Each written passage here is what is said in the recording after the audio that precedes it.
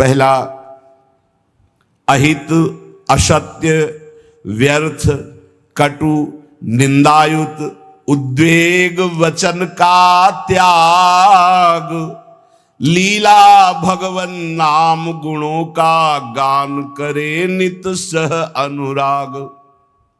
सबसे पहला, वाणी से भयंकर अपराध बन जाते हैं। घोर नरकों की प्राप्ति वाणी के अपराध से होती है। सबसे ज्यादा अपराध वाणी से बनता है। साधक को वाणी पर बहुत संयम रखना चाहिए। पहला साधन बताया अहित। अगर वाणी से ऐसा बोला कि किसी का अहित अमंगल हो, नहीं। असत्य, झूठ नहीं बोलना। देखो, यदि प्रेम प्राप्त करना है तो किसी का अहित हो ऐसा नहीं बोलना, और असत्य, झूठ नहीं बोलना। क्यों झूठ बोले? हम भगवत मार्ग के पति क्यों झूठ बोले? क्या लाभ मिल जाता है झूठ बोलने से? पर एक स्वभाव बन गया, झूठे ही लेना, झूठे ही देना, झूठे ही भोजन, झूठ चबेना। आओ, कहां से आ रहे हो? प्रसाद नहीं पाया है। जब नहीं पाया है तो स्पष्ट बोल दो, नहीं, पाने की इच्छा नहीं, अभी नहीं पाएंगे। पाया है, क्यों झूठ बोले? हर बात में झूठ नहीं, सत्य बोलना सीखो। यदि भगवत मार्ग में चलना चाहते हो, प्रेम प्राप्त करना चाहते हो, तो हमारे प्रभु सत्य नारायण है, सच्चिदानंद है, सत्य व्रतम, सत्य स्वरूप है वो। इसलिए वाणी से हमारी प्रार्थना है हर साधक से, झूठ बोलने का अभ्यास छोड़िए। जो भी होना होगा, हमसे गलती हुई, हमको दंड दे दो। कितना दंड दोगे? मृत्यु से बढ़कर कोई दंड नहीं। हम मृत्यु को स्वीकार किए हुए भगवत मार्ग के पथिक है। हम झूठ क्यों बोले? झूठ नहीं बोलना, कपट भरे वचन नहीं बोलना, अहित, कटु, कड़ुए शब्द, परुख वचन, निंदायुक्त, किसी की निंदा नहीं, उद्वेग, बोला सामने वाले का हृदय जलने लगा, ऐसे वचन का त्याग करना है। पहला प्रेम प्राप्ति के लिए यह नियम है। वाणी एक अमोल है, जो कोई बोले जान, हे तराजू तौल के तब मुख बाहरान। सहसा मत बोलो, पहले वाणी को तौलो हृदय में विवेक के तराजू पर, ये जाकर दूसरे का हित मंगल करेगी कि नहीं करेगी। अगर हमारी वाणी पवित्र नहीं है तो हम उपासना के पहले ही सोपान पर फेल हो गए। जिस वाणी से हमें नाम मंत्र सिद्ध करना है, वो वाणी अशुद्ध नहीं होनी चाहिए, झूठ नहीं बोलना चाहिए। असत्य भाषण, अहितकारी, कटुवचन, परुख वचन, निंदायुक्त वचन और सांसारिक वार्ता, इसका त्याग कर दे। यदि प्रेम मार्ग में जाना है तो लीला भगवन नाम गुणों का गान करे नित सह अनुराग। वाणी को पावन करना है, भगवान के पावन नाम का जप, नाम का कीर्तन और लीला गुणों का गायन। जैसे श्रीमद चतुरासी जी 42 लीला, श्रीमद भागवत, जब हम लीलाएं गायन गाते हैं तो हमारे हृदय के सारे मोहमल का नाश हो जाता है, पाप का नाश करके एकदम हृदय निर्मल होने लगता है। सच्ची मानिए, भगवत चर्चा करते करते भगवान की झांकी आने लगती है। आप एकांत में कभी श्रीमद् भागवत पढ़िए, मनन कीजिए, रोना आ जाएगा। एकांत में चतुरासी जी को बार बार गाइए, झांकी आने लगेगी। जो पदों में लीला छुपी है वो प्रकाशित होने लगेगी। श्याम श्यामा प्रगट, प्रगट अक्षर निकट, प्रगट रस स्रवत अति मधुर बानी। सत्य बोलो, हितकर बोलो, दूसरों को सुख पहुंचाने वाली बात बोलो, भगवान नाम जप करो, भगवान नाम कीर्तन करो, भगवत लीला गुणगान करो। ये वाणी की तपस्या हो गई, ये वाणी की पावनता हो गई। और जो अपावन बात कही गई वो वाणी की त्याग दो। ग्राम्य कथा, लोक कथा, राजनीति की कथा, भोग कथा, ये सब छोड़ दे। किसी से किसी भी तरह का राग द्वेषात्मक वार्ता ना हो। मन से काम क्रोध लोभ के वेगों का करके परिहार। वाणी पहला। अब दूसरा कह रहे हैं कि मन, बड़ा योगदान है साधना में मन का। विषयों में लगा हुआ मन शत्रु है और प्रभु के चरणारविंद में लगा हुआ मन मित्र है। मन प्रभु में लग गया तो विश्व विजयी हो गए। जिसका मन सावई मनः कृष्ण पदारविंदयो, प्रिया प्रीतम के चरणारविंद में जा रहा है मन स्वाभाविक। बहुत बहुत धन्यवाद। अनंत जन्मों की उसकी सुकृत फलीभूत हो गए, साधना फलीभूत हो गई कि जो विषयाकार मन था वो भगवदाकार हो गया। जो विषयों का अवलंबन लिए था वो नाम रूप लीला का अवलंबन लेकर प्रेम में डूबने लगा। मन से हमारी वृत्तियां काम की उत्पन्न होती हैं। काम में बाधा पड़े तो क्रोध आ जाती, पूर्ति हो तो लोभ हो जाता है। नाना प्रकार के दोष उत्पन्न होते हैं काम से। ये मन सदैव काम कामना वासना इसी में भ्रमण करता रहता है। काम कामना वासना मन ते कर अति दूर, अति दूर इनका प्रवेश भी ना हो हमारे मन में। इन वेगों का परिहार कर दे तो कैसे? जब निरंतर अंदर नाम चलाया जाता है ध्यान सहित। ध्यान दीजिए, वाणी को पवित्र करने का उपाय बताया गया। वाणी को अपवित्र कैसे किया जाता है वो बातें बताई गई, उनका त्याग कर दे। अब मन सबसे ज्यादा काम भोग का चिंतन करता है। उसकी कामना ही प्रधान वो वृत्ति है जो हमें संसार में फंसाती है। कामना की पूर्ति में लोभ होता है और भोगे, और कामना की अपूर्ति से बाधा पड़ने पर क्रोध होता है। बड़े बड़े चाहे कोई भी हो, क्रोध आते ही मूढ़ता छा जाती है। मूढ़ता छाते ही स्मृति नष्ट हो जाती है। स्मृति नष्ट होते ही बुद्धि भ्रष्ट हो जाती है। बुद्धि भ्रष्ट होना ही सर्वनाश कहा गया है। ध्यायतो विषयान पुंसा संगास्तेषु उपजायते, संगात संजायते कामा, कामात् क्रोधो भिजायते, क्रोधात् भवति सम्मोहा, सम्मोहा स्मृति विभ्रमा, स्मृति भ्रंशात् बुद्धिनाशो, बुद्धिनाशात् प्रणश्यति, सर्वनाश हो जाता है। इसलिए विषयों का ध्यान ही ना हो पावे, विषयों का चिंतन ही ना हो पावे तो कैसे? अंदर ध्यान सहित नाम जप करो। यदि रूप का ध्यान हो रहा है तो ठीक है, नहीं तो नाम का ही ध्यान करो। जो नाम जप कर रहे हो उसी का ध्यान करो। राधा बार बार ध्यान करते हुए नाम जप करो। लीला भगवत गुण नामों का करे नित्य चिंतन अविकार। अविकार स्थिति प्राप्त करने के लिए, हृदय रूपी गुफा के अंधकार को दूर करने के लिए नाम का, प्रभु के रूप का, प्रभु की लीलाओं का चिंतन करें। जैसे हम जिह्वा से लीलाओं का गुणगान करते हैं, नाम कीर्तन करते हैं, वाचिक नाम जप करते हैं या उपांश नाम जप करते हैं, तो ये वाणी की पवित्रता हुई, मंगल है। पर हृदय रूपी गुफा में जो काम क्रोध चोर छुपे हुए हैं, इनको हटाने की अभी सामर्थ्य नहीं। इनको हटाने के लिए उतरना पड़ेगा गुफा में, नाम को उतारना पड़ेगा हृदय रूपी गुफा में। या तो ध्यान चल रहा है और या तो नाम ध्यान सहित चल रहा है। ध्यान सहित नाम जब एक एक अक्षर मात्रा का ध्यान करते हुए तो वही रूप प्रकाशित हो जाएगा। लीला गायन करे तो हमें 5 अध्याय करने हैं भागवत के, ऐसा नियम न ले। 5 श्लोक पढ़े पर खूब डूब के पढ़े कि क्या कहा जा रहा है, कौन सी लीला गायन, मेरे प्रभु क्या लीला कर रहे हैं, ऐसे। और जो रस ग्रंथ है इनके अर्थ पर विचार न करे, इनका केवल गायन करे। ये अर्थ विचार करने की सामर्थ्य प्रकाशित करेंगे गायन करते करते। रटत रटत कहत कहत सुनत सुनत रसरीति जानी। जब रटते रहोगे, कहते रहोगे, सुनते रहोगे तो ये रसरीति समझ में आएगी। कहत और सुनत रसरीति जानी, ताहि तज कबहूं गाउन कबहूं कछु, प्राण रमि रही हरिवंश बानी। ऐसी निष्ठा, ऐसा भाव, निरंतर गायन, तो चिंतन का अधिकार प्राप्त हो जाता है। जब मन से नाम का चिंतन, रूप का चिंतन होता है तो ये काम क्रोध लोभ मोह मद मत्सर्य अंधकार में ही टिकते हैं। नाम का प्रकाश होते ही ये सब भाग जाते हैं।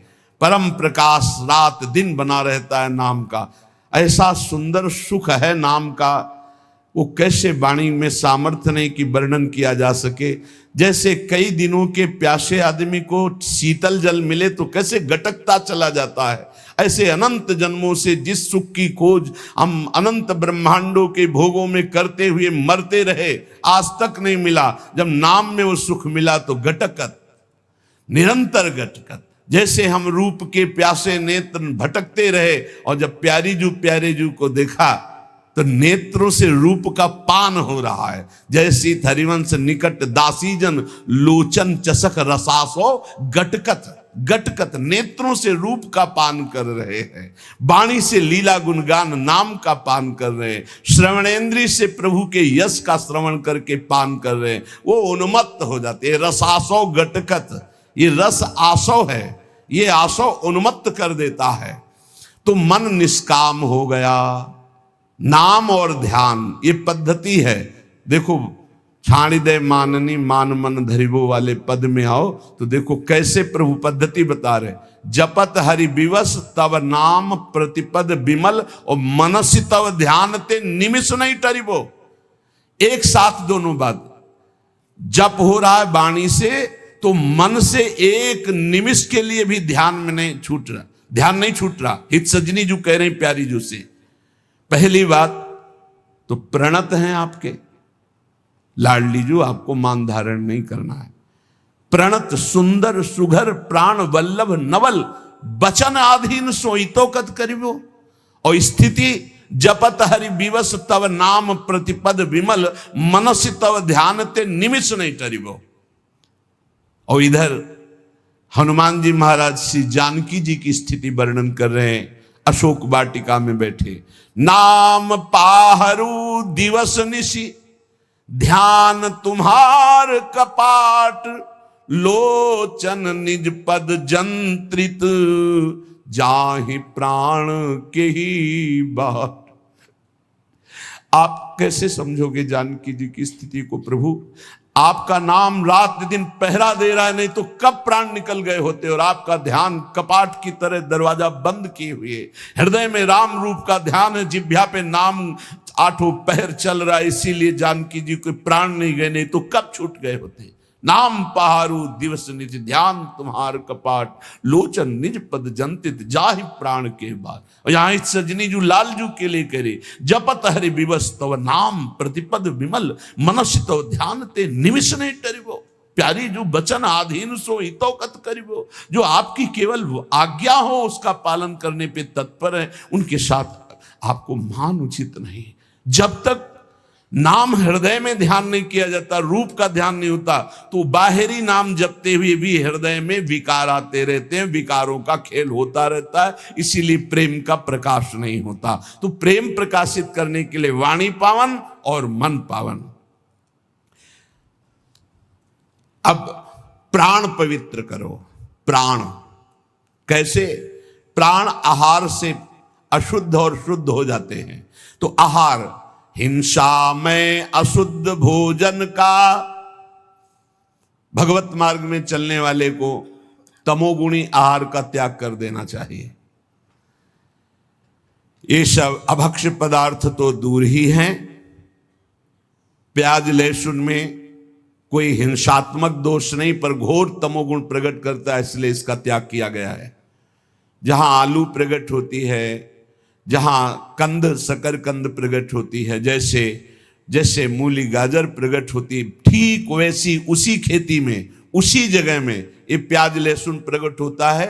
इसकी प्रकट होने की प्रक्रिया कोई अपवित्र नहीं है, ये खेतों में प्रकट होता है। लेकिन ये घोर तमोगुणी है, ये भजन में बहुत बाधक है। जब तक आपका हृदय प्राण मन वाणी ये पवित्र नहीं होंगी तब तक आप भगवत साक्षात्कार नहीं कर सकते। तो पवित्रता के लिए इसका त्याग किया गया है।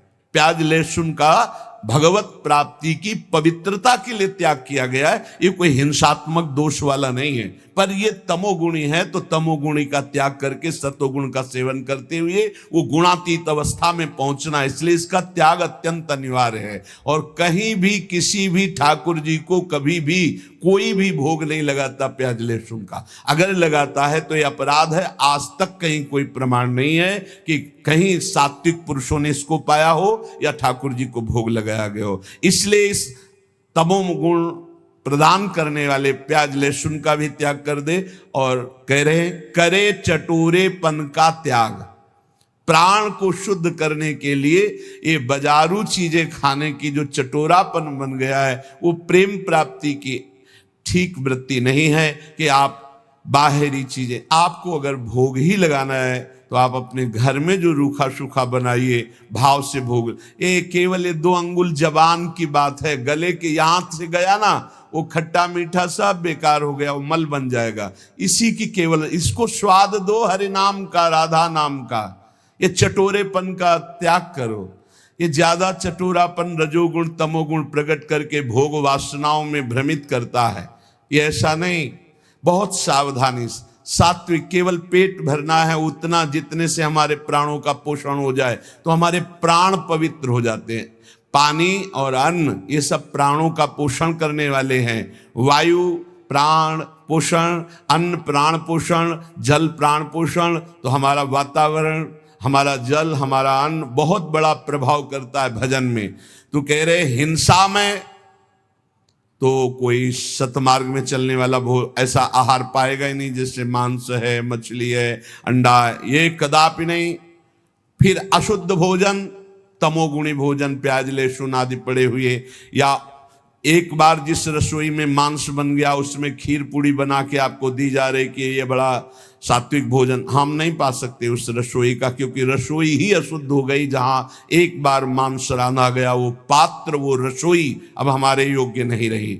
अशुद्ध भोजन का और करे चटोरेपन का त्याग। ये देखो शीशा के अंदर सामग्री बहुत अच्छी सुंदर दिखाई दे रही, लेकिन जब बनाई गई है तो बनाने की प्रक्रिया और बनाने वाले का भाव, बनाने वाले की शुद्धता, कहीं कोई शुद्धता नहीं, जानवरपन स्वभाव में बैठा हुआ है। कोई बिरला है कि थोड़ा सात्विक भाव, नहीं तो अशुद्धता ही अशुद्धता है। आप देख लो तो आप खाओगे नहीं। पर वो आज का समय हो गया है कि केवल बुद्धि, रसेंद्री, जनेंद्री के भोगों में तृप्ति का अनुभव करने वाली, इसलिए पवित्रता का तो निर्णय ही नहीं कर सकती। सादा शुद्ध सुभोजन सात्विक करे स्वाद का तज कर राग। सादा भोजन हो, सात्विक हो, और वो प्रभु को अर्पित किया हुआ प्रसाद हो, और अल्पाहार हो, अधिक भोजन नहीं। क्यों डालोगे व्यर्थ में पेट में? क्यों व्यर्थ में डालोगे? तुमको कोई कुश्ती लड़ना है क्या जाके? अरे तुम्हें काम क्रोधादि को पछाड़ना है तो उनके लिए अल्पाहार। इतना अल्प ना हो कि भोजन का चिंतन हो, और इतना ज्यादा ना हो कि पेट में वजन नजर आवे। सात्विक, कम स्वाद वाला और भगवत प्रसाद अर्पित किया हुआ भोजन, इससे आपका प्रेम मार्ग पुष्ट होगा, प्राण पवित्र होंगे। अब तन, पहले वचन, फिर मन, फिर प्राण, और अब तन। तन की पवित्रता अत्यंत अनिवार्य है। शौचाचार का ज्ञान जिनको नहीं है उनकी भजन वृत्ति नहीं चलेगी। आप देख लीजिए, लघु शंका जाइए, बहुत सावधानी से लघु शंका होकर जलेंद्री का प्रक्षालन करके हाथ को 1-2 बार तो रज जरूर लगाओ। भले तुम आप साबुन आदि लगाते हो तो रज जरूर, रज के बिना पवित्रता नहीं मानी जाती। और फिर आचमन करे, 3 बार आचमन करे, फिर मंत्र जपना शुरू करे। कभी खाली ना रहे। तो जब लघु शंका जाए तब जल का प्रयोग जरूर करे। शौच जाए तो उतने ही वस्त्र पहन कर जाए जितने प्रक्षालन धो सको, और पवित्र वस्त्र धारण करो। सादे वस्त्र आचरण सीधे, जीवन आडंबर से ही, आवश्यकता अभाव विरहित, सदा दीन सेवा में लीन। सादे वस्त्र, शौचाचार का पूर्ण ज्ञान, आचरण बहुत पवित्र आचरण, सरल सीधा स्वभाव, पवित्र आचरण, आडंबर से हीन, कोई भी बनावटीपना नहीं होना चाहिए। ऊपर वर्णन आया कि कोई इस प्रेम मार्ग का पथिक आडंबर न करे। आडंबर सखी भाव या गोपी भाव का नाटक न करे, दिखावा न करे कि वो इधर उधर श्रृंगार करके हम अपने को जनाए कि हम गोपी हैं या सहचरी। आडंबर है। गोपी या सहचरी देह भाव छूट जाने पर प्राप्त होता है। ये देहातीत भाव है, देह का श्रृंगार गोपी नहीं है, ये देह का श्रृंगार सहचरी नहीं है। बनिता पुरुष भाव मिट जाए, सेवे ललितादिक के भाई, देह शुद्धि का विस्मरण हो। बता रहे हैं ना, पूर्व की स्मृति ना भविष्य का कोई, बीते हुए ना भूत की स्मृति ना भविष्य की स्मृति, वर्तमान में भी मैं स्मरण कर रहा हूं, ऐसी स्मृति नहीं, केवल अखंड स्मृति। ये बाहरी आडंबर नहीं होना चाहिए। मना किया है ऊपर। जीव अपने वास्तविक लक्ष्य से भ्रष्ट हो जाता है जब बाहरी आडंबर करके दूसरों को रिझाने की चेष्टा करने लगता है। इष्ट को रिझाने के लिए देह भाव विस्मृत होना है, देह को सजाना नहीं है। सादा शुद्ध सुभोजन सात्विक, करे स्वाद का तज कर राग। बहुत सात्विक भोजन, वैसे ही सात्विक वस्त्र। आडंबर से हीन चरित्रवान उपासक, आवश्यकता अभाव विरहित। जैसे मुझे प्रभु रख रहे, मैं राजी हूं, मुझे कोई आवश्यकता नहीं, न परिस्थिति बदलने की न स्थिति बदलने की। जैसे मुझे प्रभु रख रहे हैं, जोई जोई प्यारो करे सोई मोई भाव, मुझे संतोष है जैसे रख रहे हैं, बहुत अच्छा है। हमें किसी से कोई मांग नहीं, हमें कोई चाह नहीं, हमें कोई परिवर्धन की चाह नहीं, ये परिवर्तित हो जाए, ये बढ़ जाए, नहीं। और रात दिन तन को सेवा में लीन। सेवा से बहुत जल्दी पवित्र होता है शरीर। माता पिता की सेवा, बूढ़ों की सेवा, रोगी की सेवा, पशु पक्षियों की सेवा, किसी की सेवा, भगवान की सेवा, संत सेवा, गौ सेवा, किसी की भी भगवत भाव से सेवा की जाए तो शरीर बहुत जल्दी पवित्र होता है। शौचाचार का ज्ञान, पवित्र वस्त्र, आडंबरहीन दिखावाहीन जीवन, कोई आवश्यकता नहीं, जैसे प्रभु रख रहे हैं उसी में राजी, और दीन भाव से सेवा। विषयी संसारी लोगों का संग छोड़ सेवे सत्संग। जिनके साथ बैठने से, जिनके व्यवहार से हमारे अंदर निष्कामता आवे, नहीं चाहिए मुझे भोग, नहीं चाहिए मुझे संसार का सुख। परिणाम देखा जाता है, परिणाम। भगवत प्रेमी महात्माओं का संग का परिणाम क्या होता है? खाओ पियो हंसो खेलो बैठो, पर उसका परिणाम होगा कि आपके हृदय में आने लगेगा, मुझे नहीं चाहिए भोग, मुझे नहीं चाहिए संसार का सुख, मुझे प्रभु चाहिए। मैं सत्य से चलना चाहता हूं, मैं धर्म से चलना चाहता हूं, मैं जितेंद्रियता से चलना, ये आने लगेगा। ये संग का प्रभाव। और बहुत मीठी मीठी बनावटी बातें, बाहर दिखावा, आडंबर, तो संग से आपके अंदर भोग वासना बढ़ेगी, संग से आपके अंदर संसार प्रीता बढ़ेगी, संग से आपके अंदर वस्तु व्यक्ति स्थान का राग जागृत हो जाएगा।